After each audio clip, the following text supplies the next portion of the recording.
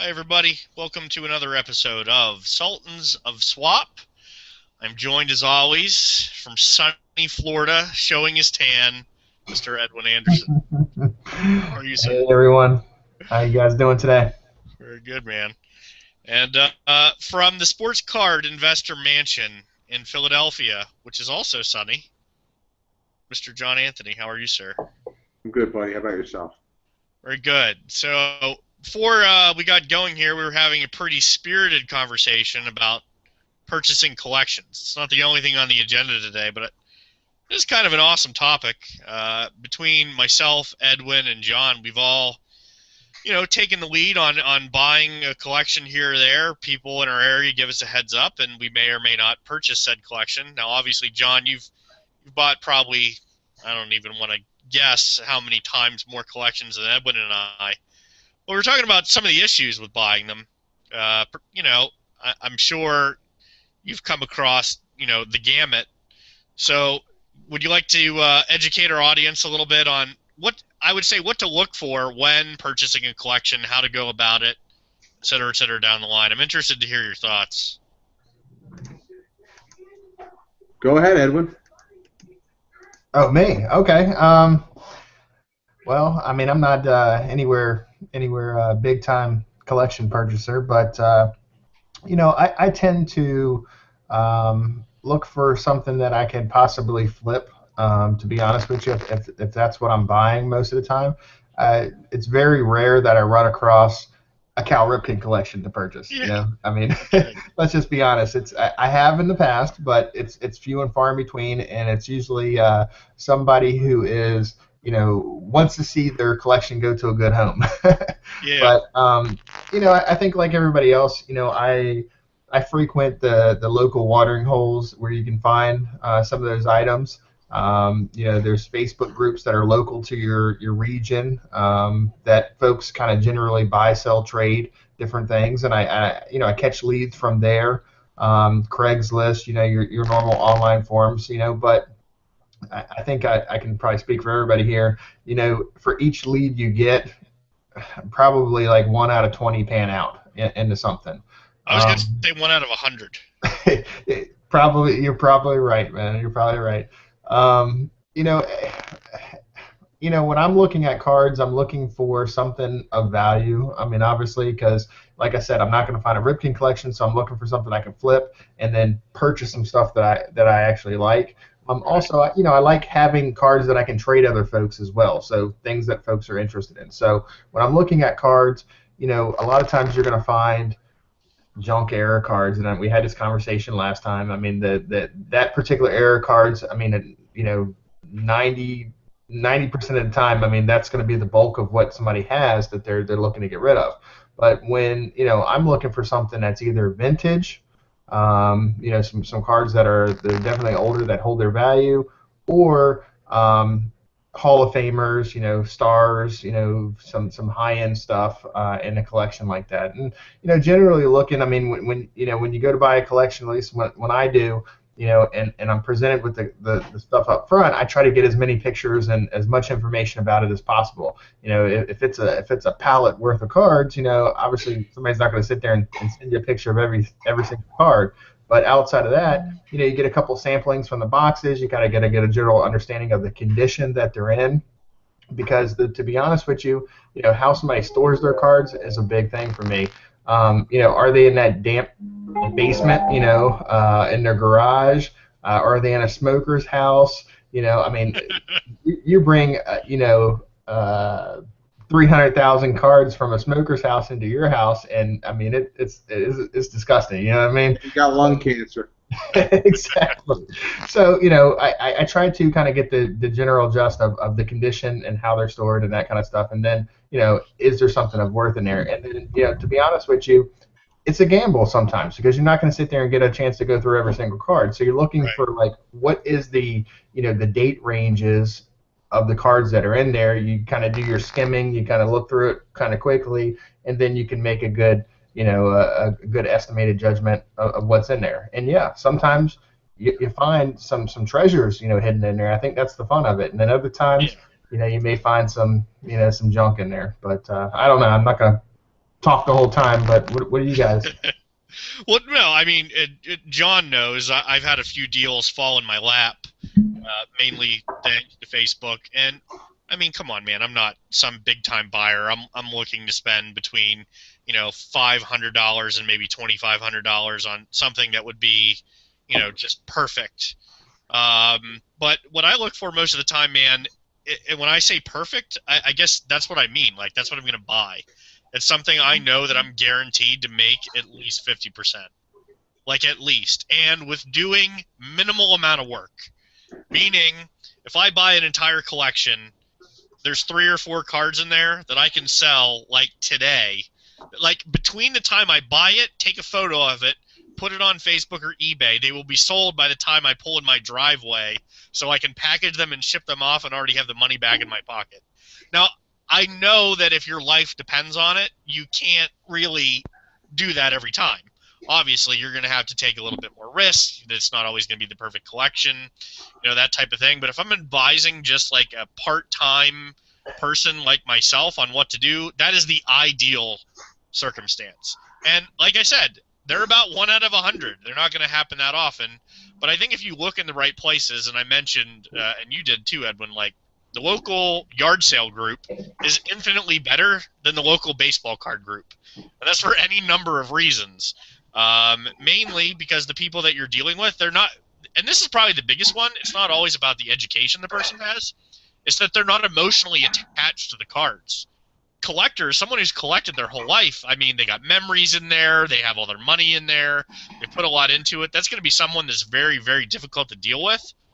I want to deal with someone who doesn't even care, man. It's like the kids went off to college and they said, fine, just sell them. It's a divorce. It's unfortunately if someone died. It's that type of situation where there's no individual attachment to the cards that I think is ideal. Now, John, I did want to start with you, and I appreciate Edwin taking a swing at it, and I have my little 2 cents. But as someone who's probably bought, like I said, I don't even want to guess how many collections. I mean, how do you go about it? Soup to nuts. What are you looking for? What are you doing? What are you offering? Look, like I told you guys off the air, I don't think there's any money to be made in it anymore. I really don't. Here's why. Everybody's got an iPad. Everybody's on eBay. Everybody's on Facebook. Everybody knows exactly what everything is worth, and that's what they want. You go into a Raz room, stuff Razes at eBay or really close to it. You go to a show, and everybody wants close to eBay. There's no more wheeling and dealing. Everybody's chasing the same nut. So the guy like Brian Johnson, who's got a full-time job, who's now still out peddling, looking for deals, he's going to find a deal that a guy who's doing cards full-time, isn't going to get now. So that's one less deal off the table. Anybody that's doing cards is chasing the same nut. I think a lot of people don't understand the difference between gross sales and net profits. What I mean by that is, if all the customers are much more educated now, it's not like it was back in the day where it was like, look, I don't care what I get. Not that I don't care what I get, but I'm just going to take it and open another box. Like, the guy that owns the store. Here, give me $100. I want another box. You know what I mean? I don't think that stuff happens nearly as much as it did before. And if it does, it's happening in very isolated incidents, and it's not in an environment that is conducive to promote a sustainable income for people that do cards full time. That's why you got to get creative and do other things. It's definitely a buyer's market, and I think the one thing that's interesting, and this is kind of not parallel per se, but parallel in a way, is car dealerships, man. Well, wait, it's not a buyer. Hold on a second. Time out. It's not a buyer's market anymore because everybody is selling at eBay. That's my point. There's no margin. There's very little money to be made. Here's a great example. When I used to buy collections from like guys that were with it, that knew what everything was worth, I'd pay them strong on the good stuff. I'd get all the low-end stuff that nobody ever thought you could sell for free. So for 4 years, I was selling cards $10 and under all day long on eBay. Boom, boom, boom, boom. Now, that game's over too because nobody collects anything. The number of people that actually collect stuff is dwindling so much that you can't even sell the lower end stuff anymore unless it's right at release. Right at release, it'll sell. 2 months later, forget about it. It's all over. It's Well, done. the parallel I was making to car sales was how much But the more car sales, those buyers people, are. the car dealerships get rebates. So they're getting a rebate from the manufacturer. So even if they sell a car at at rock bottom, they get a rebate from the manufacturer. There's no rebate for a guy selling cars. Even if I sell it at eBay, I bought it at eBay, sell it at eBay, I don't get a rebate. The car dealerships are getting rebates. Yeah, I'm not going to debate, how much more difficult it is. I mean, there's no doubt in my mind, and I think the number of people that are trying to do, what I'm saying, there's no doubt that it's kind of like a treasure hunt, man. Like for the guys that aren't doing it full time. I mean, I won't speak for Edwin, but I feel like, for me and him, that's kind of how it is. When we go out there and we buy a collection, I'm just looking to find gold like one time. But for a person in your position, I can obviously see how that would be much more difficult. I don't know, man. I thought that was a really interesting topic.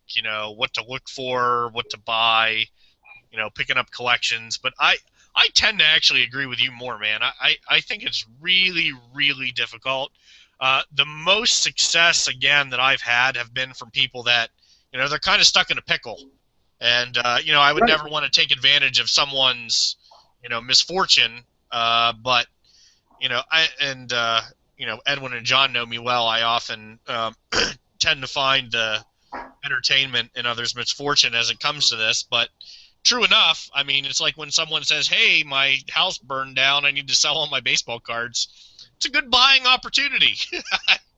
I don't want to be crazy about it, but Look, I agree with you. All I'm saying is good. When you have guys at a show and there's, I don't know, 30 dealers selling modern cards. When I say modern, I mean relics, autos, BGS stuff. Everybody's selling the same stuff generally, and everybody wants to buy the same stuff generally. So when there's lots and lots of buyers and only one person or a handful of people that are selling, who's got the power? The seller. Right. It's tough, man. It's a different market. That's why you don't see me buying crazy like I used to. If it were up to me, somebody comes over wants all this stuff, they can have it. I'd rather focus on other stuff. The money's not there like it used to be. It's not the good old days where guys that own card shops just had printing presses. It's not the good old days. Yeah, I got you. I did want to transition. Who was the person on Facebook, Edwin, that asked about Strata? Oh, let's see. It was Scott Hubbard. Scott Hubbard. All right. Well, Scott, I appreciate you wanting to bring up Strata because this is one of my favorite topics.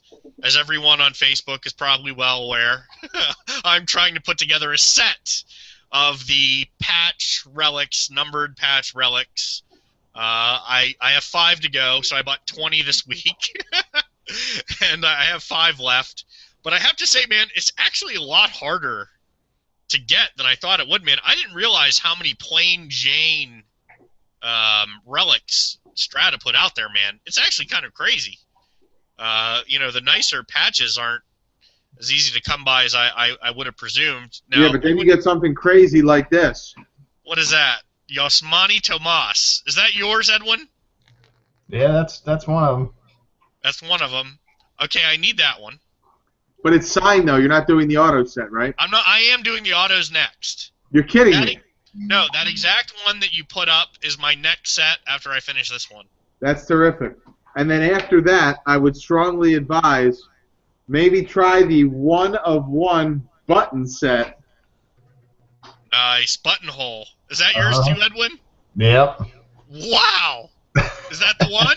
I hit this last night, baby. Yeah. Nice. Very nice. It was nice. the very last box, too. Very last box. I had the opportunity to buy the Upton 101. It only ended up selling for not a lot. It was like, in the $30-something range. I think King Felix will go slightly higher. I know you're not selling it anyway.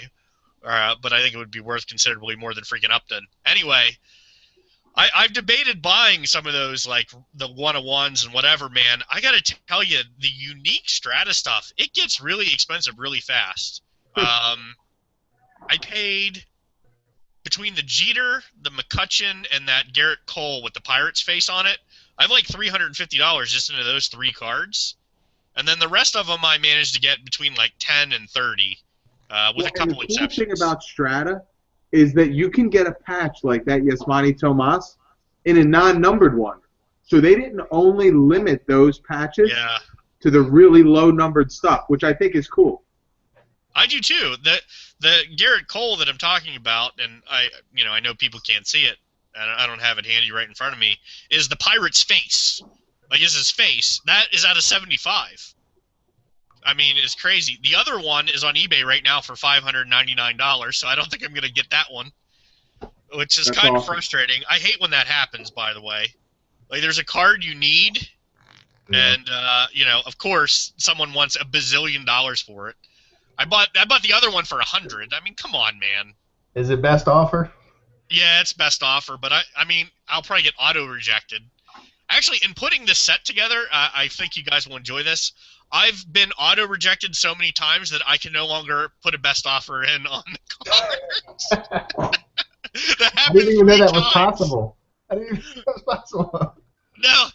Apparently, if you make a best offer and it's auto-rejected 3 times, you can no longer make a best offer on the card. Oh, for the same card. Yeah, I thought you meant like across the board. They just.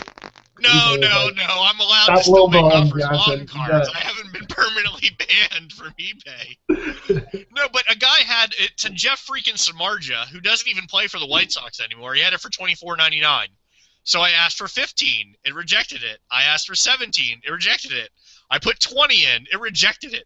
If you're going to auto-reject $20 on a $25 card, then why have best offer? Yeah. That doesn't even make sense. So, I don't know. I might just have to suck it up and spend the $25 to complete my damn set. But, no, dude, I freaking love Strata. And the one like the Yasmani Tomas that you put up there, John, that's the next set I'm going to be trying together. And when I was doing this, I honestly can't remember the last set I put together. I think it was 1971 Topps. And it was a long time ago, probably like 10 years ago. And I remember it was a lot of fun. But, set builders, you got to do a lot of work. Like, you really got to look, man. Yeah, but Brian, that's the fun of it. Like, that's what's supposed to be the hobby.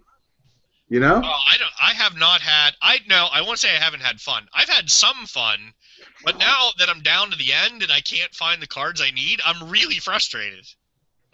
Yeah. You got to depend on your social network, man. You got to get the feelers out, and you got to get some. I got feelers everywhere. I got feelers on top of feelers. That's the way. That's the only way you're gonna get it, though, man. And it's frustrating. I'm looking for like a certain printing plate. It's a 101 printing plate. I need it to finish my rainbow. 2014 card. I'll probably never see it. Who knows where it is? You watch. You got your eBay alert set up. Your Google search alerts, whatever. If it hits the web, Can you post on this episode how to set up the eBay and Google alerts? Yeah, we can figure it out. Is there like a simple thing to do that? And here's why I say that. I've wanted a 2002 Topps 206 Barry Bonds autograph since 2002. And I finally got it today. A guy on Facebook, speaking of social networks, messaged me and said, "Hey, man, I know you want this card. It's up for auction on eBay right now." He turned me on to it. And sure as shit, I want it. I overpaid like a mug, but I don't care. Because it never, ever gets posted on eBay. Like, there was one posted last year, and the year before that, it was never posted at all. And that's a great point. That's a great point, Brian. It goes back to our first conversation. That's the only way a guy on the sell side can make any money anymore. When you have something that's so unique, like some really limited older autos, number to 100 or something like that never pop up. Never, man. Okay, you don't want to. You don't like my price? Hold your breath, waiting for the next one. Yeah, right. Like there you go. I mean, Edwin's probably been looking for that for how long? And if he didn't pay what the guy wanted, hold your breath. About 100. I think about 100. It's not published, but I think it's about 100. Yeah, and Edwin even sent me. Hold that up again, Edwin. It's the Cal Ripken hand. So how big is Cal Ripken's hand? Have you measured it? He's a big dude. He's taller than me. So I mean, I was just curious. I thought that would be an interesting because the NFL Combine's going on right now, and they're talking a lot about hand size. So I was interested if he would have measurables for an NFL quarterback. All right, guys. So anyway, back to Strata. John, you've busted a ton of it. Edwin, obviously, you were in the break. And one of the things I really like about it is it's a unique way to put together a set. I actually talked to a guy today who's trying to put together the master collection. Of what? What's of that? what? Strata? You're kidding. No, he wants to put together the master set. Wait, including the one-on-ones? He wants to try. I mean, he doesn't think he can get all the one-on-ones, but he's going to try and get as many as he possibly can. That's awesome. I mean, that's fun. I'm looking for 2014 National Treasures notable nicknames. I mean, they just don't auction very often. They don't auction very often. There's 3 on eBay right now for auction. That's it. The rest are buy it nows, and if you don't like the price, hold your breath. I sold that Barry Bonds today to buy the other Barry Bonds. Nice. Wait, the Elite? Yeah, the passing the torch. Dude, you're crazy, man. I told you that's a really good card when you first got it. I know. Well, there was only 3 graded at 9.5. It's out of 100. It's one of those cards that never comes up. But it filled in like 10 minutes, obviously. How much? $250. I still think that's cheap. You think it's cheap? I think so, know. man. You can't find the card. Like, I bought it for $200, and I sold it for $250, which I know that's not like huge, but you know it was a Raz group, so I didn't want to like gouge people. I mean, there is one that's for sale on eBay, and it's been on there for $399.99 for like a year, and it hasn't sold. So I couldn't sell it for Well, yeah, exactly. I couldn't sell it for more than something that hasn't been paid for that amount of time. Edwin, what are you going to do with all these strata you're getting in the mail? Put them away, pull them out, look at them, enjoy them. I mean, yeah. like I do everything So else. that Yasmani Tomas is gone. Trade them, I'll trade them to you for some Orioles. I know you got some good stuff. I have an Oriole or 2. Yeah. We might be able to work something out there, but that's not the purpose of the. We're supposed to be educating people, and here we are making our own personal trades. Yeah. No, I mean, I like what you said though. I mean, it's a great set, and I think it's really kind of inspired a lot of people. Oh, dude, I've said this before. Those little stickers have like changed. Top struck gold with those authentication stickers. Being able to look up, what game it's actually in. I don't get the buttonhole, man. I got to be honest. Like I don't. Is it just like a thing? Has there been another product with a buttonhole? I remember buttons. I don't remember buttonholes. Yeah. I don't know. It's a good question. I really don't. I don't remember buttonholes. I was at a show recently where I saw a Magic Johnson shoe. Like it was the laces of a shoe. Like inside a card that was like an inch thick. Do you know what that's from, John? Say that again? Okay, it was Magic Johnson shoelaces with like tied in the leather. Oh, yeah. It was probably Flawless or something like that. Oh, yeah. Yeah. $1 bazillion for. I mean, even on the baseball stuff, they have the cleats, and I mean, there's like I think I saw the one that was like a Griffey cleat. Incredible. I mean, yeah. I've seen batting gloves. I'm waiting on like the catcher's face mask relic or something, Dude, that is a great idea. I think they should the definitely. Buster Posey, catcher's. Pulled by sports card investors last week. Addison Russell cleat. Yeah. Oh, that's very nice, man. Immaculate. 2 of 2. And I went to get it graded, and they won't grade it. They say it's too thick. Too thick. Yep. Which makes no sense because those plastic things, I mean, they're kind of custom, aren't they? Edwin would know better than I. I think the problem is, and I've seen this a lot. Even I deal with a lot more with PSA stuff, but all it takes is them to ruin one card, and they're done Yeah. with it. You know what I mean? But you're right. I mean, I don't know. I will tell you this: BGS has a lot more like diverse slabs than PSA does, and I think they got the edge there. I mean, because if I want to get a book slab, PSA won't do it. What are my choices? My choices are, to go to BGS or one of these other guys, that will slab anything. Yeah, let's not do that. Right. So I mean, Let's but not but do why that. would they slab that? I don't know. I mean, give them another year. Give another 100 people trying to get it slabbed, and they'll probably come out with a thicker slab. I mean, at some point, I mean, you talk about 3 years from now. I mean, cars will probably be this thick. I mean, they'll be a damn brick. There'll be a Yeah. shoe in a card, a whole shoe. Now, John, I'm leading the witness, but if you were going to ship that beautiful card to BGS, how would you recommend that someone sends it?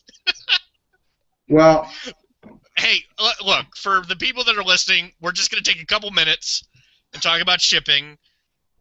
We may or may not have had a recent experience with having cards shipped that led to John's face covering his hand. Look, man, if you're going to send your cards in to get graded, there's a way to properly go about it. And I won't frame this just under shipping cards. I'll frame it under, like, taking care of your cards in general. Obviously very important for future value. I don't think I'm the only one who does this, just for fun. I would like to, make $1 or $2 off of my collection one day. I don't want it to just be, given away. So I take very, very particular care of my cards, not just as it comes to shipping, but also in storing them in my home. There's no windows in the room that I put them in. They're never under direct sunlight. Oh my God, I sound like the guy from Better Call Saul. Have you guys seen that? Edwin, you've seen it, right? Yes. If you haven't seen the Better Call Saul baseball card guy, John, I'll forward you the video. It's amazing. cool. Anyway, he's talking about, like, taking care of his cards, and he says, any direct sunlight, even that you wouldn't think of it, could fade the cards. But one of the tips that I learned was not just about, like, keeping them out of sunlight and keeping them in a cool place, et cetera, et cetera. It's buying those little silica packets. You know what I'm talking about? Like the little silica packets they put in shoes, so it, like, sucks up all the moisture. So if you're, like, in a basement and you have problems with, like, your humidity or stuff like that, and a lot of people do, just, like, on your shelf or where you store them, put those little silica packets in there. I mean, obviously, if you have pets and stuff like that, or, like, small children, you're worried about them eating them, whatever, that's one thing. But if you have them, like, locked away and somewhere you can put them, definitely take those little silica packets and just kind of put each one on a shelf, and it takes a lot of the moisture out and away from the cards. So that's my only tip. The other one is a lot of people hate binders, like storing their cards in binders. I actually don't mind storing the cards in binders if they do it right. One thing that you can do is you can take styrofoam and put the styrofoam inside the binder, like a really small layer, so it keeps them even and the books don't bend and shift and the cards stay flat, and then the part of the binder doesn't hit up against the actual cards themselves. If you guys have no idea what I'm talking about, I'm sorry, but for all my binders, I just put a little layer of styrofoam on each side. That way, the binder doesn't smash up against the cards. Instead of the cards getting all sideways in the binder when they're vertical up and down, it keeps them straight. And then on top of them, I put, like, I actually just have, like, photos, like, with the sleeves that I put over the top, so dust doesn't get down inside in the binder. You're shaking your head, John. I know it's a lot to get into, man, but I really want to make sure that I take care of my cards. But as far as shipping goes, man. You know that old acronym, KISS, keep it simple, stupid? Yeah, I will be. I'm going too far. Here's a card, right? It's in a top loader. It's in a soft sleeve, right? Looks like this is a good way to ship a card. Let me tell you guys all the things that are wrong with this. The soft sleeve is old. It's disgusting. It feels gross. Okay? Spend $1 That's how much a packet of 100 soft sleeves is. New soft sleeves. Always. Send cards to people the way you would want to receive them. A new soft sleeve. Don't use a top loader with something written on it. And please, please, do not use Scotch tape on your top loaders when you're sending them to someone. PSA. No, because guys, listen. Even though it's your card, if you're submitting stuff with someone, it doesn't even have to be me. The way that people send stuff to the person that's going to be doing the submitting, it's a direct reflection on that person. Okay? So when you send a bunch of cards, like a stack of cards like this, and there's tape around all of them, and all of them, and all of them, and then I'm sitting there with my knife, okay, and I'm sawing to get these things undone, and then I have to take the cards out, and then because my fingers touched them, I've got to clean them down for you with microfiber cloths and all sorts of stuff. Please send it is critical. I don't do these group submissions for anything other than I want you guys to make more money. I want you guys to make more money and hopefully spend it with me. When you send in stuff that's not well taken care of, the results may not be well received. Right. I received cards today that were not in soft sleeves. I received just in the top loader. That's it. I received some really poorly packaged cards. Let's just leave it at that. From now on, rule of thumb, when you go to mail cards to anyone, but especially to get them graded, new soft sleeve, brand new top loader. When you send something in a top loader or magnetic, please make sure you're using the proper size. I received some cards today from a fella in magnetics that were the wrong size. Right, it's going to crunch them. The magnetics couldn't even close. Yeah. Okay? And even on the opposite side of that, too big of a magnetic is the same thing. The cards move around. And hanging around. I know a lot of times I had a shadow box from Strata that I sold to someone, and I think they're 180. They're more. They don't even fit in the regular top loader. I send them in the snap tight. You need like a 240 point.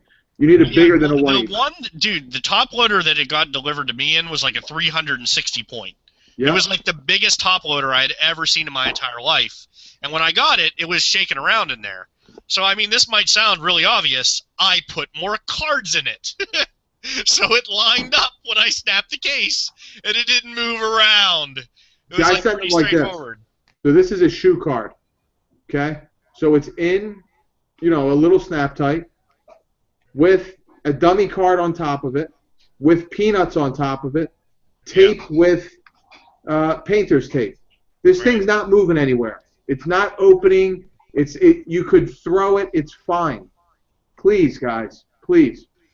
Everyone spends way too much money on this cardboard to not take care of it really well. Didn't you actually do a video on proper shipping? Yeah, I mean, we've done a couple. I mean, my rule of thumb is always package it as you expect the UPS or USPS, whoever the mail carrier is, Newman, to drop kick that shit onto your doorstep. I mean, literally, it needs to be good enough where you can drop kick it onto your doorstep, because that's likely going to happen. I mean, I'm a big team bag fan, to be honest with you, and the regular card team bag is great for the singles. You put the single in a soft sleeve and a top loader, and then you put top loader. Yep, new top loader, and then you put the team bag on it. I don't even use tape, because I don't use tape either. Card's not going anywhere, and tape gums up the surface. And to be honest with you, sometimes even pulling off the tape, people can damage their cards. Yes, that's why I hate the tape. Dude, I had to use one of these today. I had to use one of these to get the tape off of the top of the card. It's like, but you're right, the team bag. So here's the deal. When you're sending those card savers are great, but make sure you get the right size, the Ultra Pro. When Right. you send stuff in for grading, guys, it's got to be in team bags. You cannot just take. It's not like when you sell one card to a guy and you put it in the bubble mailer and it's sitting there. Most people are sending in multiple cards. Card savers, they're great. They're terrific. Team bags, they're great. They're terrific. And guess what? You want to know what the best part about all of it is? It's all cheap. It's all very affordable. Yeah. So the next time you guys get into a break with me, or the next time you're at your local card store, or whatever, or if you need supplies, get in touch with me. Please spend the money on new supplies. Nobody's making a mint off these things. They're cheap. Take care of your cards properly. I mentioned before, actually, I spend a good share of my budget, my monthly budget, and I know they're really cheap, and John knows how cheap my monthly budget is, but it really is on supplies, man. Like because I'll buy 25 magnetic cases, and they're like $2 a piece, so that's $50. And if I get 25 cards a month, I often put them in magnetics. If they're chrome cards, I can't put them in magnetics. It's not advisable because they could get scratched. I buy the penny sleeves, the top loader, the team mag, and even with the magnetics, one thing I do is I'll put the magnetics in team bags, so when I store them at my house, it doesn't scratch the crap out of the cases. I think one of my pet peeves, man, is when I get a card and it comes in a magnetic, and the magnetic is scratched to hell. I hate that, man.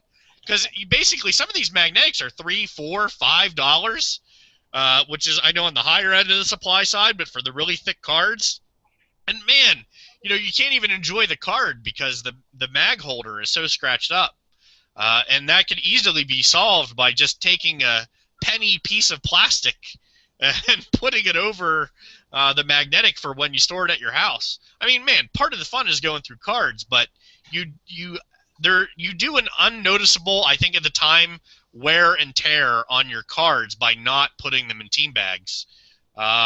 It's strenuous, man. I mean, I will sit in front of the football game some Sundays, and I'll sit there for 8 hours, and all I'm doing is penny sleeve top load team bag, penny sleeve team bag, top loader team bag over and over and over again.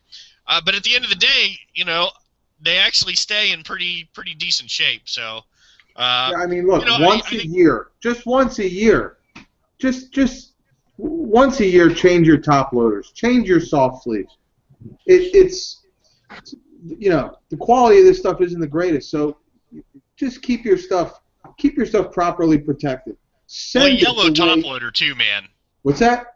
The yellow top loaders. Oh, well, look, I thankfully I didn't get any of those, but I did get some others that were not so hot. I got guys that sent me cards with $300 and $400 today, in chrome cards, in a magnetic, not just in a magnetic, no soft sleeve, with tape, Scotch tape residue all over. Do you think the BGS guy who is aggravated that he actually has to be at work, do you think he's going to sit there with a knife and peel this open? Can I tell you what's going to happen? He's going to take your card, and he's not going to look at it, and it's going to say 8. See ya. That's it. You get out of, that little stupid saying, you get out what you put in. When you send your stuff poorly packaged, they're going to look at, they're going to think we're schleps. They're going to think that don't know what we're doing, and that's the kind of grades we're going to get. You're going to You get send bad your grades. stuff properly packaged, and a card's between a 9 or a 9.5. I'm not saying it happens. You might get the benefit of the doubt. Yeah, and the hard part is, too, I mean, when you make your card so difficult for somebody to take out, or they got to take a knife and saw it, you're actually putting your card at risk of somebody else damaging it. And it's not because they couldn't open your card properly or they didn't take care. I mean, literally, you can take as much care as you want, and you can still damage that card trying to open it if it's not packaged properly. And that's really, that's a tough thing to put your card through. I mean, you're risking your card, in that process. So if you're going to ship it, ship it like you would want it to come to you. I mean, that's the way I always, try to do. And, I mean, I guess we all have different standards sometimes, when it comes to shipping stuff and that kind of thing. But, there's a lot of help out there. And if you guys have any questions on how to ship something, if you got a certain card, or you want to know how to ship a stack of cards or a graded card, let us know. Write us in, tell us. We'll help you out by all means. I know PSA does have a video because I've seen it on YouTube on how to ship. So basically, PSA's video, for the most part, not to cut you off, is card savers. They prefer the card savers. They prefer you to put it in a penny sleeve and a card saver, and then you get your 15 cards, and you put them in a box. So nothing's going to happen to them in the box, and you secure them down.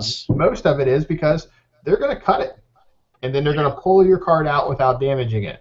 They don't want to get it in the mags. They don't want to get in other things. Now, you're not going to cram a thick card into this. I mean, you're not going to put a cleat relic into one of these things without damaging it. So in those circumstances, you're stuck on the using the top loaders. But their video is a little dated. So their video pretty much predominantly deals with the card savers. I don't like the card savers, personally. I think they're too thin. I prefer the regular top loaders. Yeah. PSA's deal is that for two things. One, they don't want to deal with the top loaders. I mean, I guess because getting the card out of the top loader, sometimes if you cram it in there, they can damage it. Yeah. Here, they can just cut the edge and easily peel your card out. Two, some people would say shipping in a magnetic, if you do it in a bubble, that these are rigid and can crack and break and therefore damage your card, whereas these are semi-rigid. All right. Just like a top loader is. Top loader has a little bit of natural flex to it. Right. But there's two different schools of thought. But I'm still from the standpoint of I almost always get the right size top loader, and I have a little picture image that I can post up for everybody that it kind of help you figure out what size top loader, because that's the difficult thing. It's like what kind of card goes with which top loader, that kind of thing. So I have like a little instructional image that I'll post up for everybody. But penny sleeve, top loader, team bag. I mean, to be honest with you, if I'm taping, it's on the outside of the package or around the cardboard that's going outside of all that stuff. All right, guys. I don't want to beat a dead horse with the shipping, but no, obviously it's but it's pretty important. It's important. We're not beating a dead horse. It's very important. No. I mean, like, I guess I take it that way because this stuff is the most obvious thing in the world. But it's not obvious to everybody. And here's the thing: you got guys spending thousands of dollars a month on baseball cards. It's very important to stress. Please take care of yourself. Even if you're not sending it in to get graded. Here's the thing: you don't take care of your stuff. You know what's going to happen? The condition's going to continue to deteriorate. When you finally go to sell, it's just problems down the line. Whether you sell it on eBay, in a Facebook group, on a forum, somebody's going to find something wrong with it. Maybe you try to take the card out, something rips. I mean, a million things can happen from not taking care of yourself. You're right. I shouldn't have trivialized it. I just, I don't know, man. You think people would understand how, because you're sending it in to get the condition assessed. I mean, I'm sorry. Hey, and it seems obvious. I'm gonna say the obvious too. The smoking, man. The smoking is horrible for cards. I mean that grader is gonna open that card up. It's gonna smell it. Gonna be turned off by it. Nobody wants to handle those cards. I don't know what folks could do. I mean, I'm not. It's your house, your cards, your stuff, but the smell of the cards a lot of times will kind of draw people away, and it's a big one, man. It really is. Yeah, I didn't want to really pick on the smokers, man, but I can't tell you how many packages I've opened, and you know immediately that it's not good, and it definitely makes me take a closer look to see what else may or may not be particularly wrong with that card. So I'm glad you brought that up. So do we have any happy topics we can end up on? That one was kind of sad, man. That one kind of made me sad. Happy topics. I mean, I'm doing an awesome promo. Awesome. I have a football break posted, a baseball break posted. After those two fill, one more pick your team fills, and I did what's called a bad beat. So in all the pick your teams, I did 30 of them. Okay. In the last 30 pick your teams, everybody that did not get a hit went into a random. Whoever was on top after the 7th roll advances to the bad beat. I am doing a sick giveaway for all the bad beat qualifiers. It's really cool. So that's how I'm happy. That gives you something to look forward to. If you're on the fence about a team, jump in. I watched the football one you did, and it had what was the product? It had an Aaron Rodgers auto and a Jerry Rice auto, and like 2 girly relics. What product was that? Black gold. I've never heard of black gold. They don't do a baseball black gold, do they? No, I here's the thing about black gold. I love the look of the cards. Those autographs are gorgeous. But take a little bit of the filler out. Take some of these manufactured relics and stuff like that out. Oh, like I saw those, man, and I immediately thought I actually made me think it was a cheap product. I was very like, wow, expensive. man, Like the opposite. Very expensive. That's what I mean. What I'm saying is, I'm sure it is, because when you get a hit, like the Jerry Rice autograph or the Aaron Rodgers, you're like, holy crap, this thing is great. Yeah. And then you have, a gold emblem of the NFL shield, and I'm like, who cares? And here's the thing, like, whatever it costs them to produce those cards, it's got to be nominal, so they're not paying for much other than the card being produced. Take that money and add, like, 2 extra autos, however many extra autos. Edwin's taking shots. He's over there taking shots. Hey. His face is getting redder. I don't think that's possible.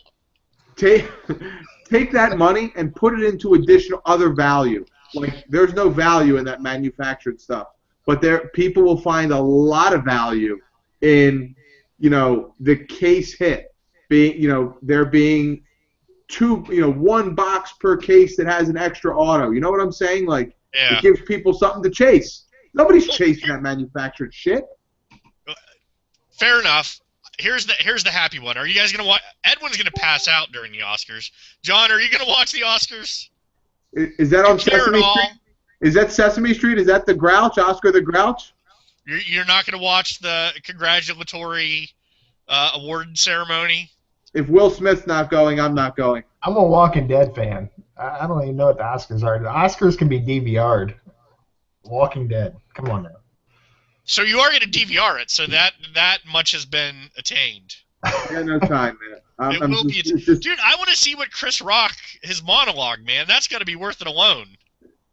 Not my style, man. I'm gonna watch How to Get Away with Murder from Thursday night. Now, I know most of you will not be watching the Oscars. You'll be listening to this wonderful episode of the Sultans of Swap, and I greatly appreciate it, man.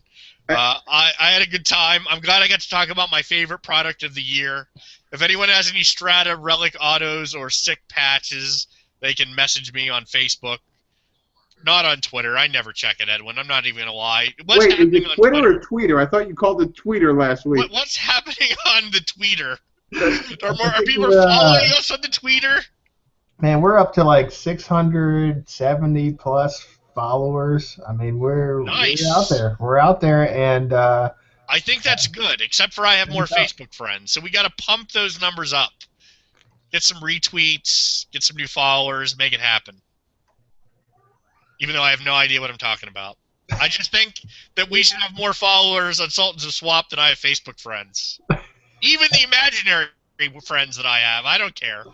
It's fine. I'm willing to live with those folks as well. I just want to pump the numbers up. So anyway, guys, I appreciate you hanging out and checking us out on the Sultans of Swap, Twitter, Facebook, YouTube, and enjoy the Oscars, and we'll see you guys next week. See you guys. Thank you. Yeah, thanks.